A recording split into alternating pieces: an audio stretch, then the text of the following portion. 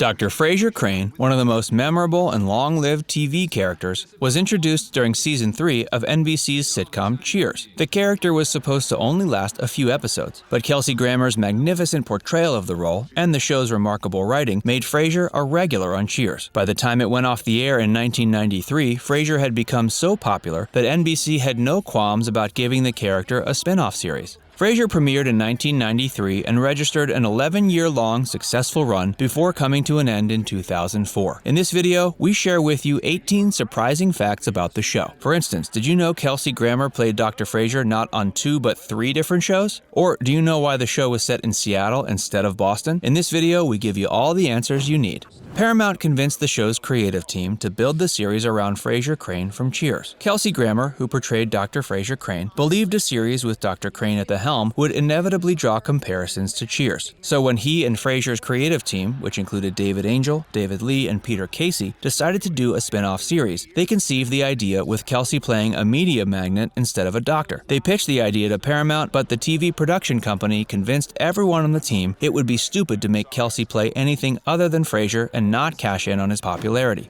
There's a reason why the show was set in Seattle and not Boston. Paramount may have convinced the show's creative team to once again cast Kelsey Grammer as Dr. Frasier Crane, but the creative team understood well that if they continued filming in Boston, the production companies involved would also eventually ask them to accommodate other regulars from Cheers into the show. And yet, Cheers cast members often appeared on the show. Even though the writers based the show in Seattle instead of Boston, most of the Cheers members managed to make guest appearances on Frasier. Since Lilith was Frasier's ex, as well as the mother of his son Frederick, it became impossible not to invite her often on the show. Of all Cheers members, she appeared the most often. Other than Lilith, Diane, Sam, and Woody also appeared often on Frasier. Kirstie Alley, who played Rebecca Howe, was a Scientologist and therefore decided against appearing on the show. Funny, because the creative team never asked her to make a guest appearance either. Frasier's apartment interiors cost the producers $500,000. In the first episode, Frasier tells his father how expensive everything in his home is, and he wasn't lying. Turns out the show's set designer spent close to $500,000 on Frasier's apartment. From the Coco Chanel replica couch to the lamp by Corbu,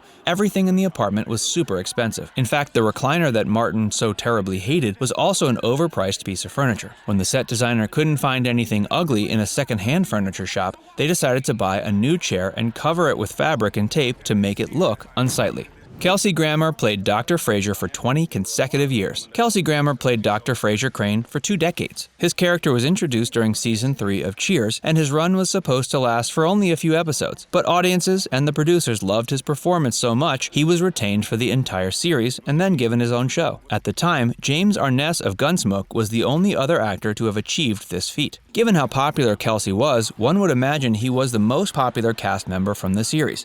In truth, he wasn't. There was someone else who audiences loved more than Frasier. We'll reveal the name of this character in a minute, so keep watching. Meanwhile, if you're enjoying this video, don't forget to like it and subscribe to our channel. Kelsey Grammer played Frasier on 3 different series. Kelsey not only played Frasier Crane on Cheers and Frasier, but also played the same character on Wings. And he scored Emmy nominations for all 3 series, making him the only actor with this remarkable achievement to his credit. The pilot episode was 60 seconds longer than it should have been. Even after undergoing several cuts, the pilot episode still ended up being 60 seconds longer than it should have been. The creative team tried everything but couldn't trim the episode further. So they went to NBC executives and shared the problem. NBC executives told the creative team they would somehow make the extra time, and they did so not by cutting advertisements, but by reducing the length of each of the other 4 shows that aired that night by 15 seconds. Grammer wanted Daphne Moon to be a Latina. On the show, Daphne Moon, played by Jane Leeves, is hired by Frasier to care for his father. Grammer believed making the character a Latina would make the show more successful, so he was pushing for Rosie Perez to be roped in for the role. He was initially completely opposed to the idea of the British Leeves. However, after he heard and saw the actress during the narrations, he became convinced she would do a good job. Further, not many people know the character of Roz Doyle was named after one of the executive producers of Wings who lost her life to breast cancer at the age of 49.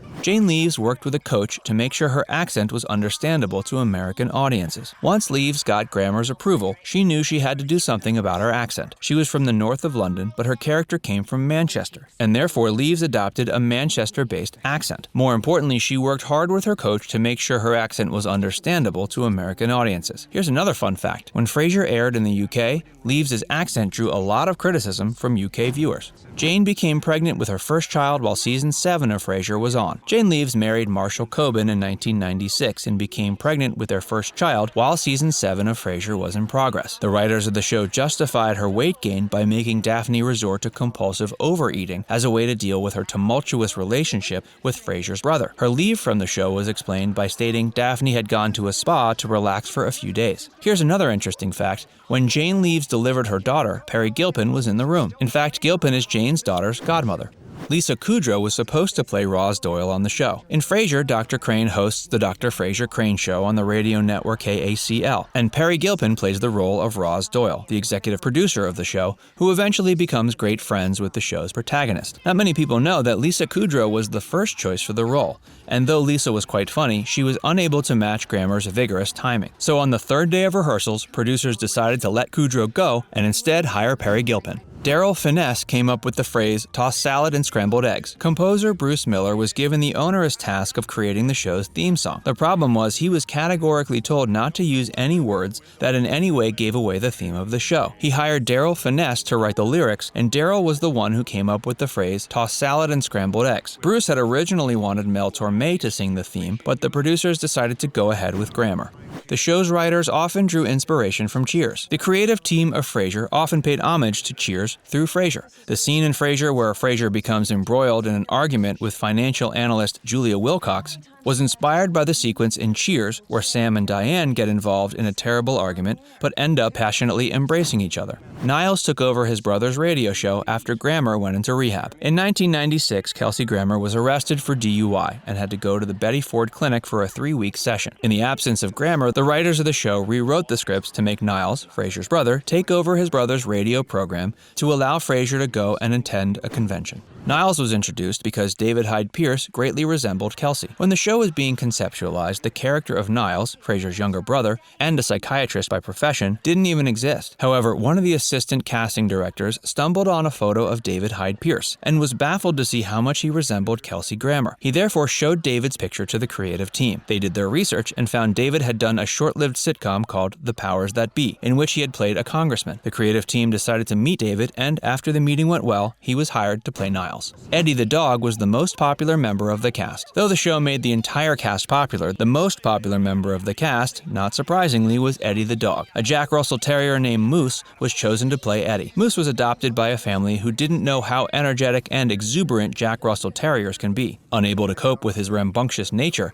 the family put him up for adoption, and Matilda DeCagny, a professional trainer, adopted him and began training him. Turns out Moose was an excellent student and followed every command Cagney gave him. While auditioning for Frasier, Cagney instructed Moose to continuously stare at Grammer, which Moose did perfectly, until Cagney released him. It's not surprising Moose got the part. Moose retired after the 7th season, and his son Enzo took his place. After Frasier became hugely popular, it became clear to Cagney the show would go on for a while, and eventually Moose would become too old to play the role. Cagney therefore bred Moose. He had essentially wanted a Moose lookalike and got one in the form of Enzo, Moose's son. Enzo had 2 siblings, Miko and Moosey. Moosey looked different than Moose, but Perry Gilpin fell in love with him and adopted him. Moose was retired after the 7th season. He was 10 at the time, and his son Enzo took his place. But Moose was called for the final curtain call. When the last episode of Frasier aired, Moose was 14 and already in retirement. His coat had turned white and he had become almost deaf. For the final stage call, the Frasier team asked Moose's trainer to bring him onto the stage. Years later, David Hyde Pierce shared that seeing Moose react to applause and attention was one of the most moving moments of the show. Did you enjoy these facts about Frasier? How many of them did you already know? Is there something you'd like to add to the list? If so, leave us a comment. We love hearing from you guys. Moreover, if you enjoy Facts-verse videos, don't forget to show some love by liking and subscribing to our channel, and hit the bell icon to stay notified about all our latest uploads.